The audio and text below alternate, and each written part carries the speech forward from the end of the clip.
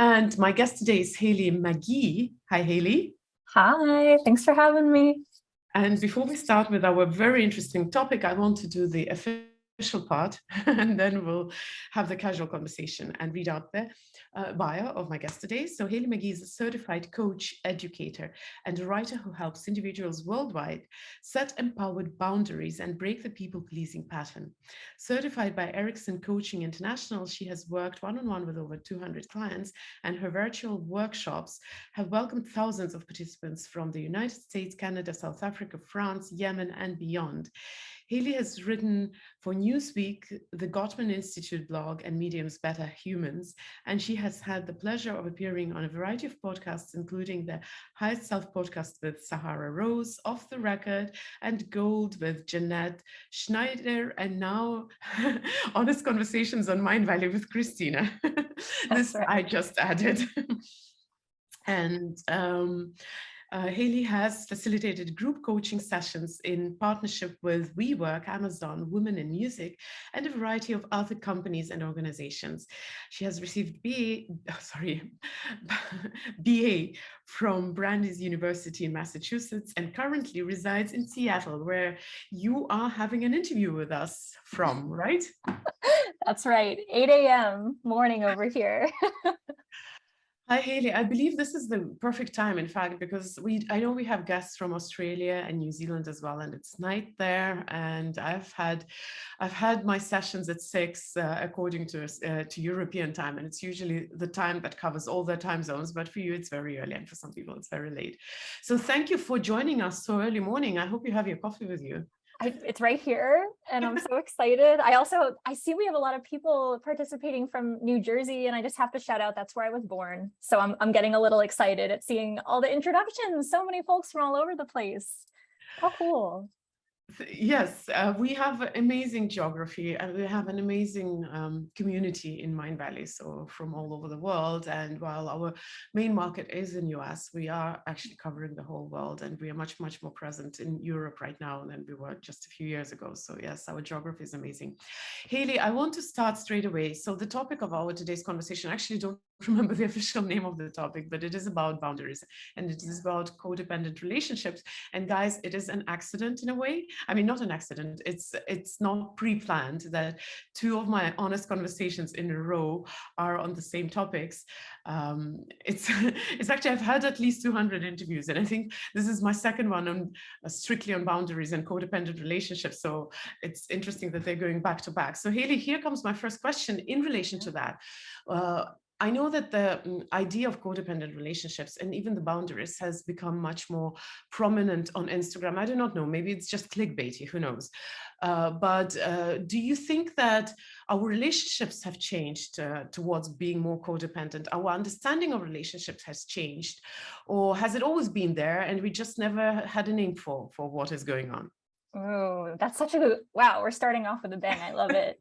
I think that it's interesting, right? I think a lot of the codependency that can be found in romantic relationships has to do with the fact that over time, our understanding of what constitutes a community has really changed.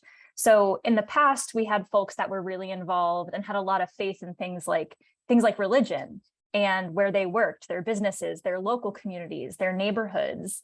And it was really common to get support and resources and connection from all of those places, right? But I think over time, it's become more common for us to invest all of that need for connection and togetherness into our romantic relationships. You know, a lot of us are feeling disenchanted with things like politics, the government, religious institutions, even, our social circles. And so as a result, I think our romantic relationships have become the site of where we're investing a lot of hopes, dreams, and our needs.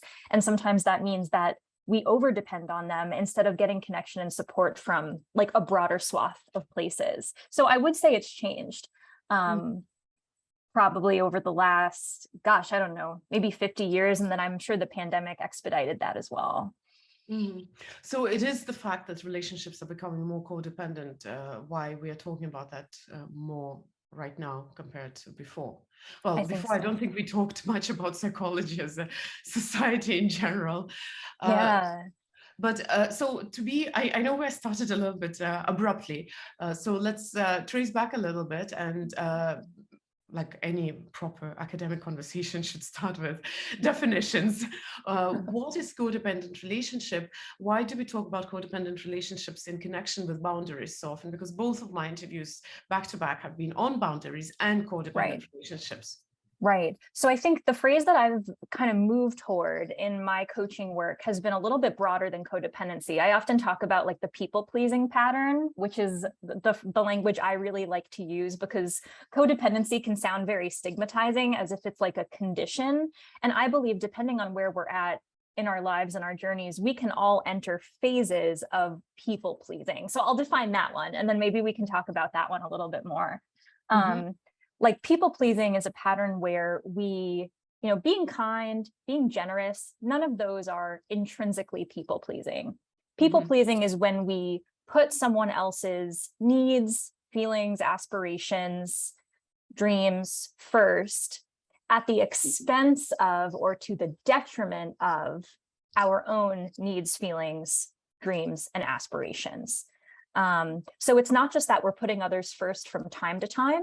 It's that we're putting others first, and that has like chronic negative impacts on us. And the reason I like using this phrase instead, people-pleasing pattern, is because it can be present in any type of relationship, whether it's romantic, friendship, familial, even workplace. So when it comes to codependent relationships or people-pleasing patterns, is it dependent on a relationship, on specific relationships, or is it dependent more on the psychology of person? So for example, a person A is more prone to codependent relationships in general. So most, or an overwhelming majority, or let's say a lot of relationships in that person's life are codependent, or does it more depend on a relationship that you might be quite okay with pretty good boundaries in most relationships, but fall into a codependent relationship with one particular person? Oh man, I think for this, it's a both and. I have to be honest. I think it's both. So in terms of our individual tendency towards people pleasing, there are a couple of key things that can predispose us to having the people pleasing pattern. Being raised in an environment where you were like neglected as a kiddo, or not really seen or emotionally mirrored, that can create a tendency where we feel we will only be seen and acknowledged if we're putting other people first or sort of performing for them. So that can happen if you were raised in a household with, addiction or mental health struggle. That can also lead to the people-pleasing pattern where like you were never taught to put your own needs and feelings first. And so you've learned to sort of caretake as a means of receiving love. So yes, a lot of these experiences, and that could be a whole nother conversation, right? But a lot of these experiences predispose us to then forming relationships where we need to be needed, or we believe that our role is to please others in order to get love. And this is where the and comes in. And there are certain connections that may bring out those tendencies in us. So, if we're with a person who really gives us time to talk and really gets curious about us and our needs and our feelings, someone who makes us feel okay when we ask for what we need, that might kind of tamper down those people-pleasing tendencies, because we learn through that person that it's safe to be who we are. But with people who are more judgmental, or don't leave us as much conversational space, or are more self-centered in their approach, that can draw out our people-pleasing tendency. I see. So it is two-way street in a way. 100%. Yes. And really, I think the bottom line is safety. The safer we feel in a connection, the less likely we are to bring forth those people-pleasing patterns. Safety. Okay. Well, and another question, just to understand the mechanics of what we are discussing, is if we are in a codependent relationship, is it do the two parts of this relationship, two partners, do they perform different roles, or can both parts be people pleasers? Ooh, interesting. I have definitely worked with clients who are in relationships where both parties are codependent. So instead of each being like a strong individual pillar in the relationship, it's like they're collapsing on each other. So they both rely on each other for support. However, I'd say far more often you have a relationship which has the over-functioning, under-functioning dynamic, which comes up a lot. You can learn more about this if you research like family therapy or Bowen family therapy. But basically, when there's an over-functioner and an under-functioner, one party's role, typically the people pleaser, is to overfunction. So do a lot of the emotional labor, do the caretaking, do the supporting. And then the underfunctioner is the one, it's exactly what it sounds like, right? They're not taking as much initiative. They're sort of letting the other party care for them. And believe it or not, this relationship structure, even though it's wicked unbalanced, it's actually pretty stable, meaning that it's a cycle and it just continues. Both allow the other party to continue their pattern. So by enabling and overfunctioning, the people pleaser essentially allows the underfunctioner to underfunction. So it's very much like a mechanism that kind of has its own life. So of course I have to ask this question. It is a little bit evident, but not maybe completely clear. So what's the danger of being in such kind of codependent relationship, and what's the danger for both sides? For example, for the person who's people pleasing and the person who is enabling people pleasing. Yeah, I'm so glad you asked about both sides, because I do think it affects everybody, right? So obviously for the person who is in the people pleasing pattern, which I've been, and maybe a lot of the guests have been too, right? You feel unseen, you're chronically sacrificing yourself, which can have negative impacts on your, financial, physical, emotional health. And you feel like you're like a secondary character in your own story, right? You feel like your life isn't truly your own, and that's horribly unempowering. For the other party, though, believe it or not, being people pleased too actually has negative effects as well, right? Because if you're on the other side, you can't necessarily trust the other person to say what they feel. You can't trust them to set boundaries. So you'll never totally know if what you're doing or saying is having a negative impact on the other person. And also when the people pleaser isn't stating their needs or their feelings, they're not giving you the opportunity to really care for them the way that they need to be cared for. And so it's really confusing to be in the other side.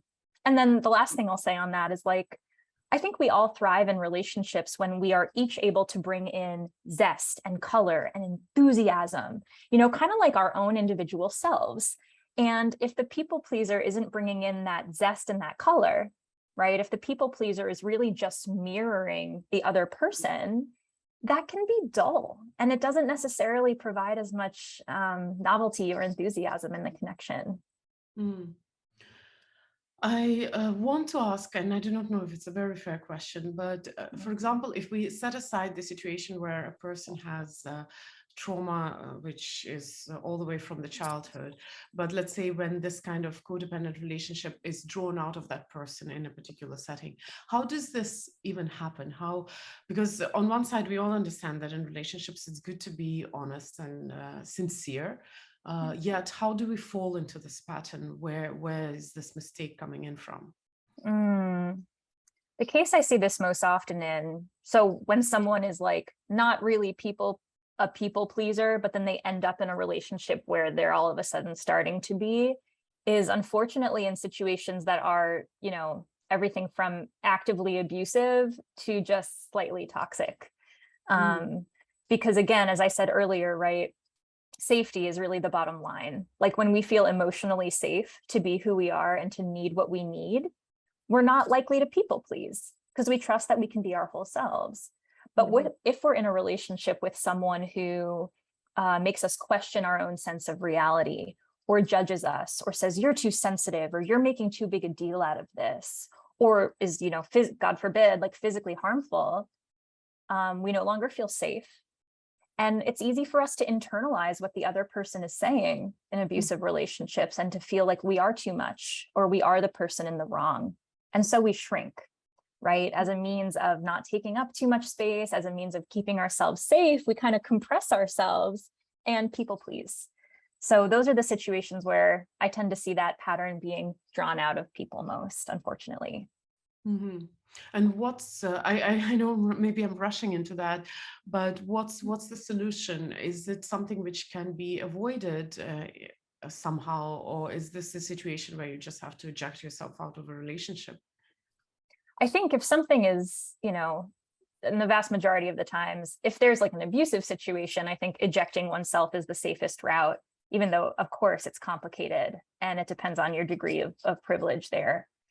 But in terms of just if you're noticing the people pleasing or codependency pattern coming up in your relationships, and those relationships like aren't abusive, there are definitely tangible steps a person can take to break the pattern, which is kind of, what my work is all about with folks. And basically, it's a two-way street.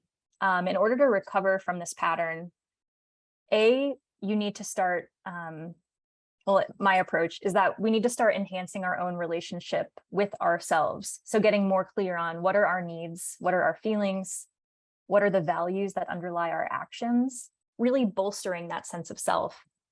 And then the other part is like bringing that more complete sense of self to our connections with others through things like actually communicating and expressing those needs and feelings, setting boundaries around what our bottom lines and our limitations are, and things like that. So it's like relationship with self, relationship with others. And through that, folks tend to be able to break the pattern, which is super cool. So we'll go into boundaries in a second. I just want to, I want to ask maybe a question. How do you figure out that you are actually in this kind of a relationship? And a little bit of a background, being a mother, I know that sometimes I do care about my children, for example, to the detriment of myself a little bit, maybe not, I do not know. Or occasionally I know that you drop things and do things for a friend because a friend needs. When do you know that this is actually a codependent relationship? It's a people-pleasing pattern and it's dangerous and not just a one-off situation, or let's say something which is probably natural in terms of like parent-child relationship. Right. I do think that the parent-child dynamic, especially with young children, like children who are still actually dependent on you for like food, shelter, etc., that's almost like a different thing, because it does really, a lot of parenting is almost like sacrificing yourself and your mental peace for the child. So excluding that for a moment, I would say that you really, the answer is in the question. You can tell when it's a pattern, when it's a pattern. So, occasionally, neglecting your sleep to pick up a friend from the airport, awesome. Like it's not like we're robots, right? We want to care for people. We want to be generous. We want to put them first from time to time.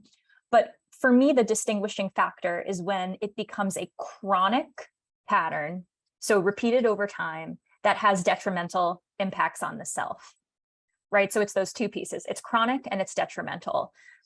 So if you constantly feel like you're neglecting yourself in order to attend to another person, that's worth looking at the very least. So if you feel that you don't have time for yourself and that you take care of the whole world, you're essentially people pleasing the whole world. Right. You're neglecting yourself. You're abandoning yourself in order to put everybody else first. So, okay, good. You figure out that you're in this kind of relationship with the world or with one person. How do we break the pattern? How do we start setting the boundaries? And what does the boundary actually mean? Again, as a background, I do like sometimes to pick up a friend at night from the airport, sometimes not too often. But there is also the opposite side of it, people who would never go out of their way to help a friend, even a close friend.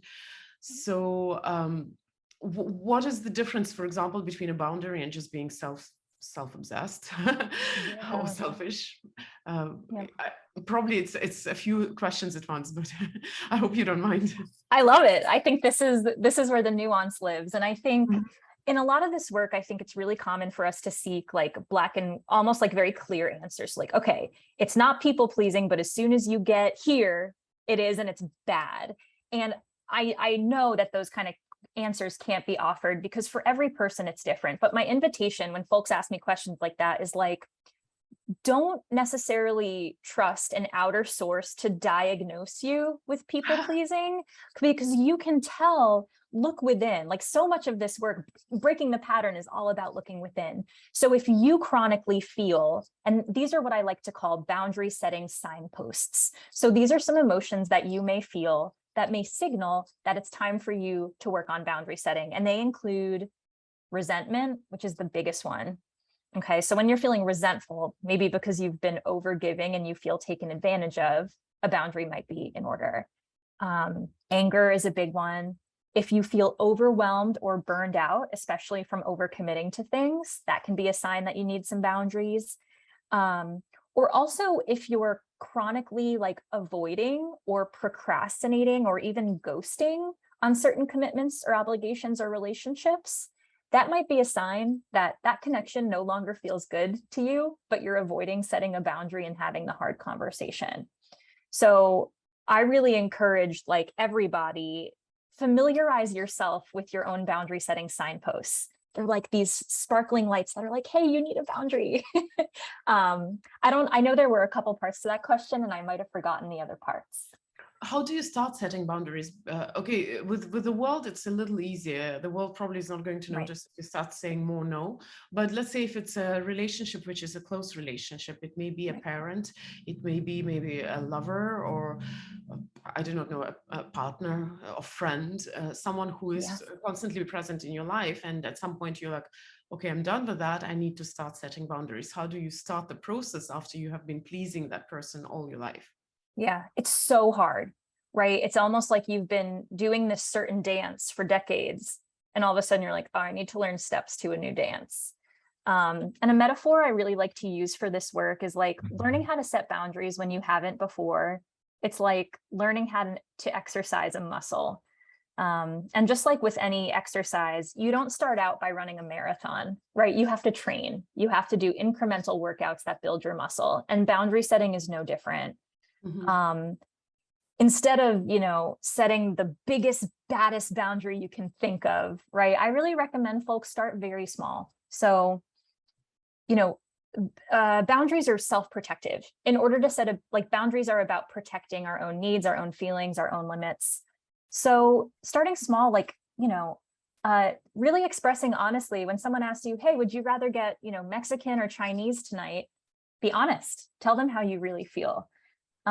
If you're at a coffee shop and the barista gives you the incorrect order, practice telling them, hey, I actually got this instead. It might sound silly, but for the recovering people pleaser, these tiny ways of asserting your needs are ways that we strengthen that muscle. And with more practice, like in a relationship, for example, I always recommend really sitting down and saying to the person, hey, I was giving it some thought and I've realized I tend to neglect my own needs in our connection. So I'm really going to be trying over the next couple of weeks to, share with you how I feel and what I need and what those boundaries are. And sometimes just having that disclaimer can create more space for us to start doing that. But that also requires a level of safety in that relationship. And you just said that we start pleasing other people because we don't feel safe. So the idea that you would say, hey, actually, I don't like when you do that to me is maybe very daunting. How do you deal with that fear of actually being maybe, I don't know, gaslighted or accused of being too dramatic? You set the boundary and the person says, what's wrong with you? Why are you suddenly so, I don't know, something? Right. That happens, right? And that's one of the hardest things. And I think this is one of the most challenging aspects of boundary setting is that we can control whether or not we set a boundary, but ultimately we can't control how another person reacts to it. And a lot of recovering people pleasers have spent a lifetime or years acting in certain ways to elicit certain responses from people, right? We want to make people happy. We want to make people love us. When we start setting boundaries, we're doing the opposite thing, and it can create an incredible amount of fear or guilt within us, which is hard and inevitable. I often say that for the recovering people pleaser, the goal isn't to never feel fear or guilt again. The goal is to learn tools and skills like self-soothing tools that make those feelings more bearable, that make you more resilient to some of that stuff. And so if you're in a relationship where you're trying to set boundaries and the other party is saying you're being too sensitive or that's ridiculous, or like some of the examples you just gave, Christina, sometimes then what we have to do is we say, all right, they are not hearing my boundary. They're not respecting my boundary. I can't control their response. but I can control how I respond to their response. Mhm. So sometimes that means taking space, leaving the situation, saying to the person, I can't continue to discuss this right now. And at its most extreme, when we're in a relationship with someone who repeatedly disrespects our boundaries or makes us feel small, sometimes the only thing that's left in our control is whether we choose to stay in that relationship, which is hard and sometimes the last resort. So since we came to that last resort, what if the person who is recovering people please and wants to start setting boundaries is afraid that well, I will be rejected if I set the boundaries. I will be rejected and the person will leave my life. And I believe that can happen with even with a parent, with a child. I mean, with people who are kind of bound to us for life by blood. Yeah. Oof, you're nailing all the hard points. And it's true. I actually just shared a post about this on Instagram just today, but it's like, when we start setting boundaries, a lot of us are breaking really cycles. For many of us, intergenerational patterns of people pleasing, that maybe we saw our parents do or our grandparents do. And especially women, absolutely, right? And I think, when we do this, we are breaking a cycle. And when we break a cycle in a system, so like a friendship group or a family system or even a workplace system, it generally takes the other members of the system time to acclimate, right? And so it's possible that we may set a boundary and other people won't like it, right? Like our partner will say, you've changed, you've really changed. I don't know if I like this new version of you. Or maybe a parent says, you were always there for me. And now all of a sudden you're setting these boundaries and I just, it hurts me. And that's one of the hardest parts. And it is in many ways inevitable. I do think there are self-soothing skills and emotional resiliency tools we can learn to sustain ourselves through those moments of discomfort. Because what's the alternative, right? So fine, let's imagine, all right, alternative is status quo, and a lot of people are quite satisfied with what they have. Better this than nothing, or uncertainty. Yeah. And I think that's the thing, right? You're kind of forced to say, all right, well, I can either set this boundary and start taking up space, or I can keep going the way things are. I can keep feeling small. I can keep feeling resentful and not change it. And some people will make that choice. And that's a choice, just like anything else. A tool that I often use in my workshops with folks is really encourage them to not just think about the short term, but also the long term. So, all right, you choose not to set a boundary. Fine. What will your life look like 6 months from now? What about 1 year from now? Or 5 years from now? And that can really help us thinking long term. Because when we imagine the repercussions of not setting this boundary, not just today, but 5 years from now, it's like we're able to imagine what that life would be. And for many people who are stuck in a situation that doesn't feel good, that exercise can be like, whoa, okay, setting this boundary is going to be really hard for me, but what's harder would be 5 years of staying in this situation. Mm-hmm. So since we're talking about, well, loosely, I want to go into that direction. We were talking about women, and women, I think historically we have been conditioned to be more submissive and more people-pleasing. Yeah. And I know that in the West, this situation, at least the public opinion is changing.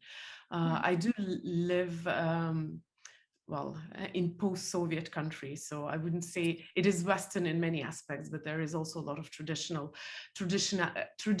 mentality. Or I spent 16 years in Malaysia, also a lot of traditional mentality. If you happen to be in the country with people with certain segments of society expected to please, whether it's in Asia, children are expected to be obedient, or women are expected to be comfortable. And how can you set boundaries? Just a very simple example. If I set boundaries with men in a society where women are much more submissive and obedient, my chances of actually making relationships, whether it's friendship or whatever, are different because I may be scaring people off with my boundaries. Do you have any suggestion to people who live in societies where they are expected by society to be submissive and to be well, people pleasing or in codependent relationships with their environment? Yeah, I'm so glad you brought this up, because it really is a cultural thing. Like, a behavior in the United States that would be labeled codependent in, India, for example, might not be labeled that at all. It might just be like how things are. And cultures really vary, right? Because some cultures, like the States especially, or Western countries, are more individualistic, right? So there's this really strong emphasis on put yourself first, yourself.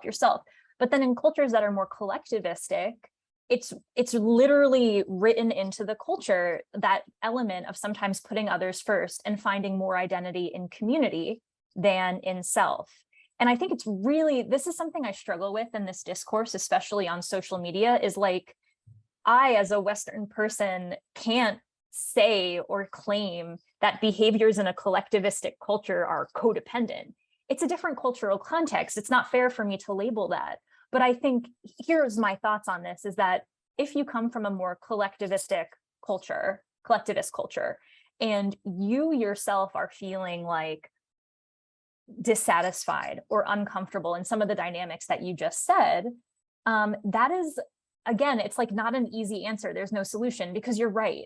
People who are more accustomed to that cultural script might be off-put by your boundaries. They might say, well, you're not playing the role of submissive woman that I want in a partner, and so I don't want to be this anymore. Something I would say, and this is like a hard pill to swallow, but I think it's the truth, is that, well, they're not a good fit for you anyway. And yes, when you start setting boundaries in cultures like this, your pool of people that you have to choose from then may be a smaller pool. It may be people who feel the same way that you feel about gender roles or about people pleasing. It's the truth. But within that smaller pool will be people who align with you. So they may be harder to find, but they do exist because you exist, right? So there are other people out there who share that paradigm with you. But what if it is a relationship, like family relationship? I have lived in Asia for such a long time. I was part of an Indian family, so I know how a lot of young people of my age, even younger than me, feel about, obedience is the right word to the parents. Can you also break those boundaries, or do you just not label them as people-pleasing, codependent, and just write it off as cultural traditions and then take it easy and just not feel hurt by being expected to be this way?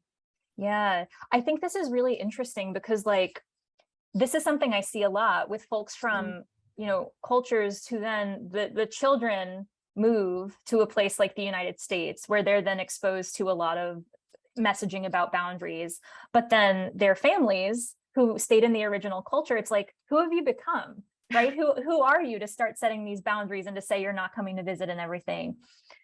It's really hard, right? Because then we're experiencing a cultural difference. And the question, like, how do we resolve a cultural difference, right? I just got to say, if you're in that situation, like, that is a really hard choice. And in the clients I've worked with who are working in that situation, again, a lot of it is just honoring what they're feeling. So yes, like starting to set maybe smaller boundaries, and that might cause a rift in the family. The family may say, I don't get this. You're not respecting our culture. You're not respecting us.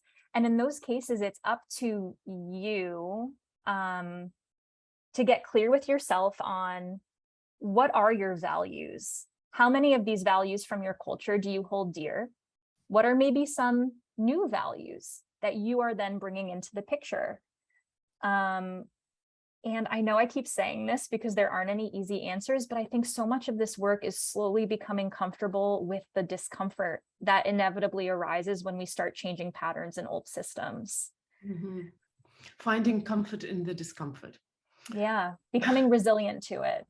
Hailey, I do not know how fair that question is, but do you think a lot of people actually struggle with their boundaries? And it's not fair because, of course, I'm not expecting like some statistical data, but at least, and we've talked about the whole world right now, but let's say Sure. Western context. Do you think a lot of people actually struggle with boundaries with codependent relationships, or is it just for a select few lucky ones?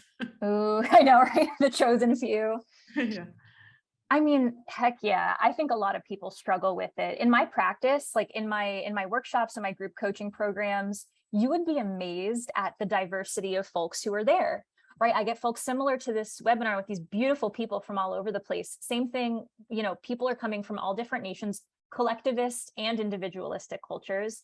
We're getting folks of all genders, men, women, non-binary, trans folks.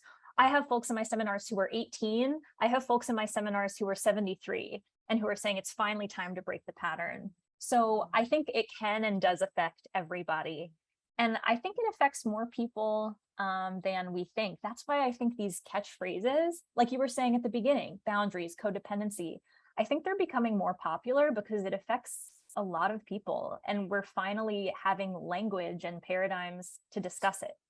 So I can't give you a number, but I think it's more common than we think, even though a lot of us feel alone in it, which is ironic. Or not aware of the situation, because I can tell, and it will be a little bit of a confession. I'm actually a very obstinate person, and I think I don't have many very hard times saying no's, but I know that I have been in relationships where I was constantly pleasing or constantly feeling unseen. So I know that I have experienced it on that side. I do not know if I have been the person who elicits people pleasing. This I still haven't figured out, but I don't think we'll have time for this now because we have Nathaniel joining us. Hi, how are you? Hi. Hi. Nathaniel, I'll switch off my voice just to give you a little bit more silence to talk to Hailey. So go ahead. A great conversation, first of all. I've got myself unwillingly into a situation where I chose to help somebody. I probably did not make the best choice. I was not discerning to what extent I'm helping, and the people, I knew them through somebody, so I trusted them. But right now, they are in my house. They are refusing to leave. They have not been paying for a couple months. So yes, I realize I made a bad choice, but what do you do when you're on the other side and you have a person who's refusing to respect your boundaries and refusing to stop being dependent on you? Yeah, I feel for you. That situation sounds like really hard, and especially when your physical space is being shared.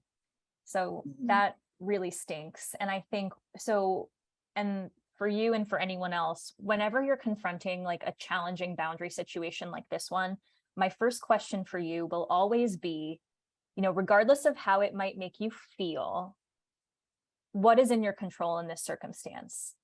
And making like a list of all the things that might be in one's control. So it sounds like you've already tried to address it. It sounds like you've asked for maybe payment or rent and that's not working. So it sounds like you've already, yeah. Well, right now, that's even past the situation. Right now, like one of the person is trying, she's being violent and aggressive, and I'm trying to get the family members to help to get her out. One of them flat out refused. There's still a little bit of hope in the other one. Right. Yeah. Yeah. So, right. It sounds like you're already considering like your resources here, right? And getting creative. So like family members to help extricate them. Are there other people or support networks in this area? I really don't like recommending calling authorities, but because there can be a lot of issues with police, but sometimes if you're in a situation where your safety is threatened, that may sometimes be the option, which is so hard to acknowledge because that's such a big thing. But is that in your control? Right. So continuing to make this list of the things that are in your control, and then remembering, I don't know if you have any guilt or hard feelings about these choices, but I want to affirm that, you're in a position where your physical boundaries, your emotional boundaries, and it sounds like your financial boundaries are all being disrespected. So you're very Absolutely. much entitled to, take action to resolve that, because that's really hard. And I realize I've had people, before who also try to be dependent on me. So it's not the first time that happened. See that? And I mean, the other ones, there were a couple of exes. So that's kind of, I guess, culturally, ex may be dependent on you, but now it's a random stranger. Yeah. And that's great awareness, right? Because identifying that pattern, then it leads to a couple questions, which is like, not that you need these, but what comes to mind for me is like, what is it that giving, or maybe even over giving, gives you, right? Because there's some reason why the pattern continues. So what is it that it gives you? What are some early red flags or, signs that a person might be seeking that intense dependency from you? And just learning to get really clear on, for you, like what your own boundaries are, and,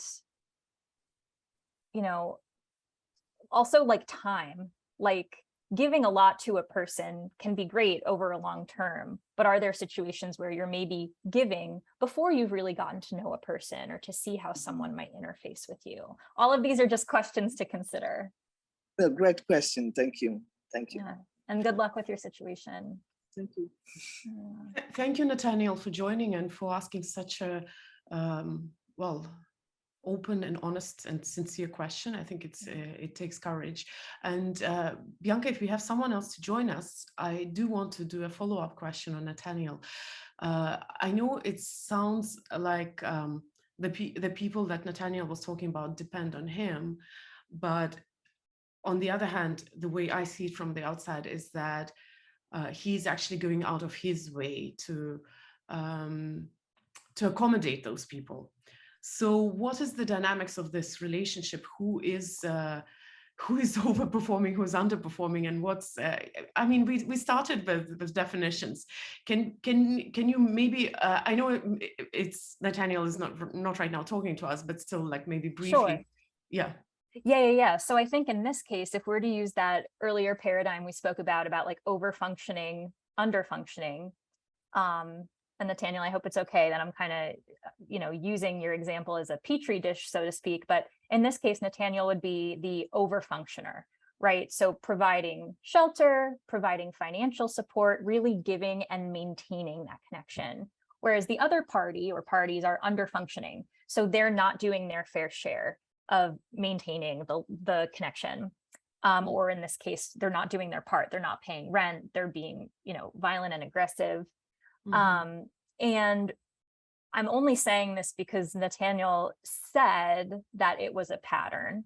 But yes, I think when there are those patterns in place where we consistently find ourselves in this position, the question is exactly what you said.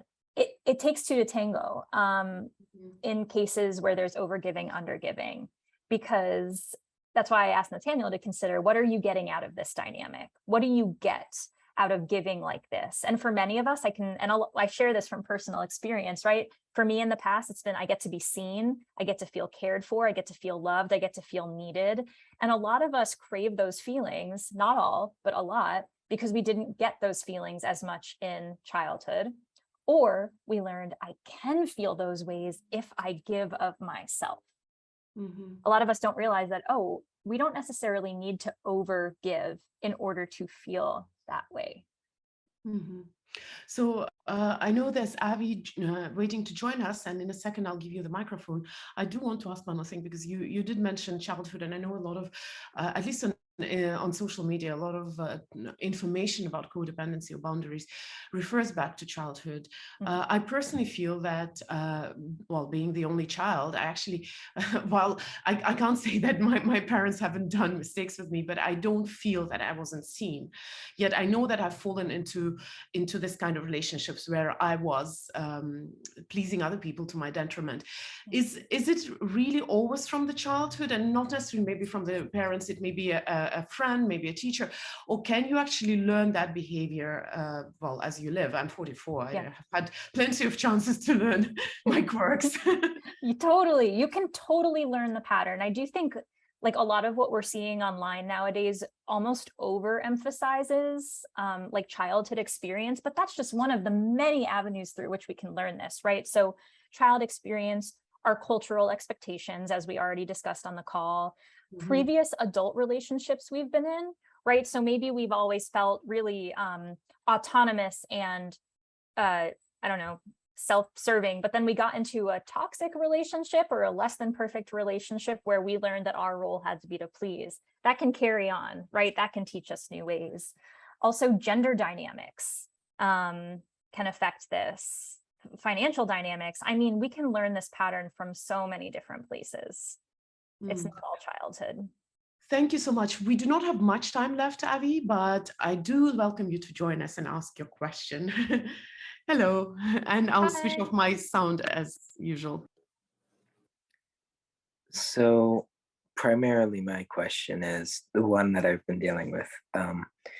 Since I am so young, I haven't had to thankfully deal with actually having the physical manifestation of these issues. I suppose my question would be, how do you identify personally and outside, how do you identify personally when something is becoming toxic, even in the more subtly hard to distinguish ways? Like in a relationship with another person? In a relationship with another person, both in like how they're showing up and how I'm personally showing up. How would I identify any thought forms that might seem to be healthy but might actually be toxic, so that I can eliminate that for myself without ego getting in the way? Oh, that's such a juicy question. Let me think about this for a moment. Please. Because that's a juicy one.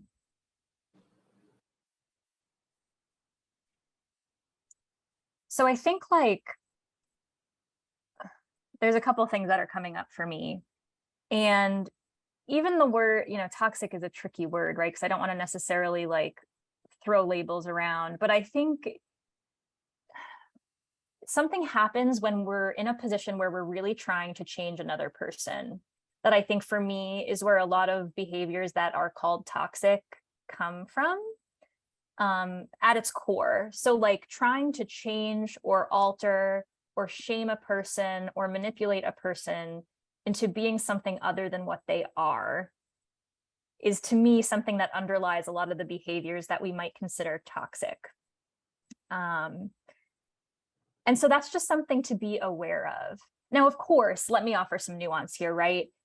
We're not always going to fit together with another person like a perfect puzzle piece. There will always be things like, gosh, I wish Joe didn't leave his dishes in the sink all the time. And wow, I really wish, you know, Sarah gave me more space in conversation.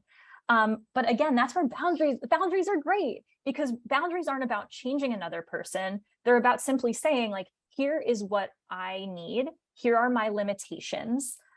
Can you meet them? And if the answer from another person is no, or if their actions time and time again show that they cannot, then it's up to us. It's not our job to change them. It's our job to say, all right, I now know that this person cannot meet me where I need to be met. Will I stay in a connection that can't meet my needs? Or will I then, you know, move on? So that would be one way, is catching, both for yourself and for others. Are there these constant and repeated attempts to manipulate, change, or control the other party?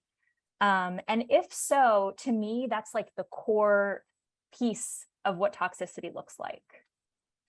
Got it. So it's basically like when the boundary is firmly rooted in something that is dear to the individual, like trauma or pain or just basic human limitations, and someone else tries to infringe upon that, then the options that the person that's being infringed upon can take is to indicate that to the person, or to simply leave the connection. Yeah, it all comes back to what's in your control, right? And we can't control the other party. So it's asking what are my control options here? You can reiterate it, you can leave, you can take space, you can seek external support somewhere else. But ultimately, like, I really don't believe we can, on our own terms, just change other people because we want them to change. And I think that's where a lot of these behaviors come from. Got it.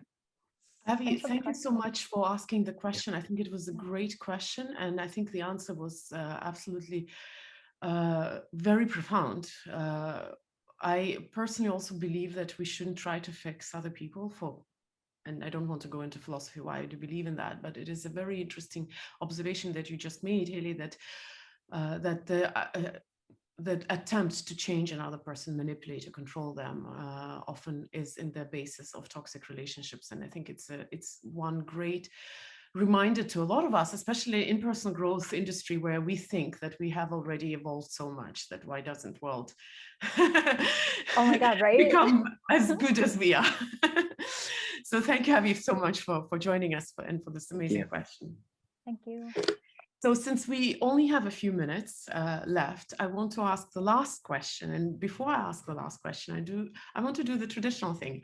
I want to ask the people who are right now with us, and sorry, I know there's so many questions. It's such a good topic. I feel our audience loves this topic, but I want to ask you to leave a heart for my wonderful guest in the chat, or if you're going to be watching it in recording, then in the comments below. And Hailey, for you, I have a question. If people want to go deeper with you, and I know that you work one-on-one, what are the ways to get to know you better, to get to know what you teach better, or to work with you directly? Oh, thanks for asking. Oh, the heart's coming in. That feels, I wish we could all talk, all 183 of us. But yeah, if you enjoyed this conversation and you want to like learn more or work with me somehow, a couple places, my website, HaileyMaguee.com, has a bunch of resources. I've got a blog. I've got a ton of podcast episodes I've been on for greater learning. But then I also offer like single workshops that you can participate in. If you're like, ooh, I want to learn more, I offer them on a rotating basis, and they're all available on demand on my website as well. A bunch about, emotional boundaries, how to build your emotional resiliency to set boundaries, courageous dating, a bunch of that. And then I also offer, for those of you who are like, it's time, I'm ready to set boundaries, I have a 6-week group coaching program limited to 25 members. That's all about how to set empowered boundaries with other people. We're actually just now enrolling for our September cohort, so it's quite timely. So I don't know, I'm happy to drop my website into the chat, and then I don't know if y'all will be able to maybe send that along as a follow-up, but I'm just putting it in there now. Yes, so that's where you get to enroll.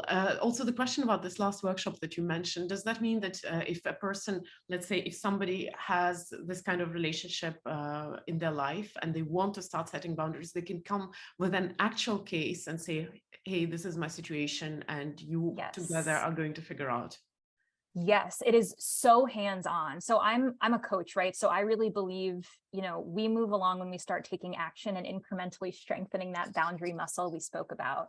And so in my group program, we are constantly doing what I call case studies. So people are bringing their real-time, real-life situations to the floor, and we as a group are discussing them, offering feedback, talking about language you can use to set a boundary, talking about how to enforce it in the face of resistance. It is so fun. And it's great to learn in community, because a lot of us, again, feel alone in this or feel like we don't have resources to support us through it. So yeah, highly recommend. It's called the Say No Club. I will drop, the website in there again as well. It sounds super interesting, and I'm going to infringe a little bit onto the buffer time that we usually keep free to just ask one thing. For example, if you don't have a situation where you need to set your boundaries, but very curious, because I know I've been in situations where I should have done that, but maybe I'm past that situation.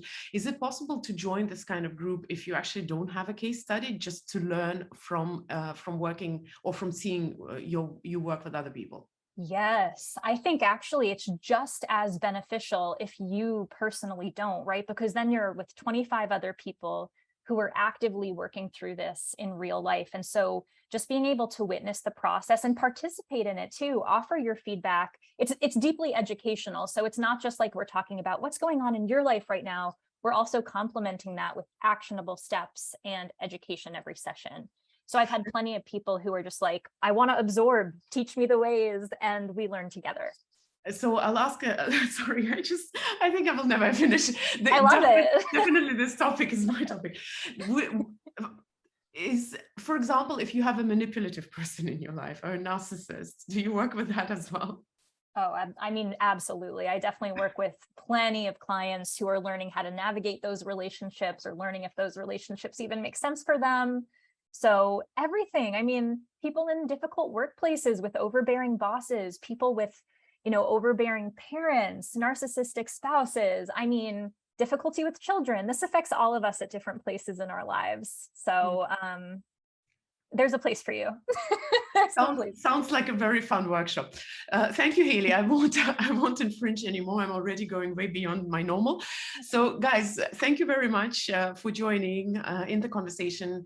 Thank you guys for joining us live and for the questions and for the comments. And I'm going to keep working on letting more of you ask your questions live, but I think I have too many of my own. Bianca, thank you so much for helping us and supporting us in this process.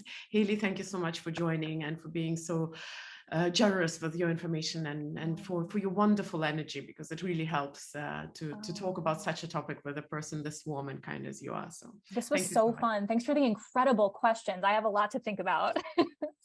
I also have some realizations. So thank you, everyone. And I'll see you in a week, I believe. Bye-bye.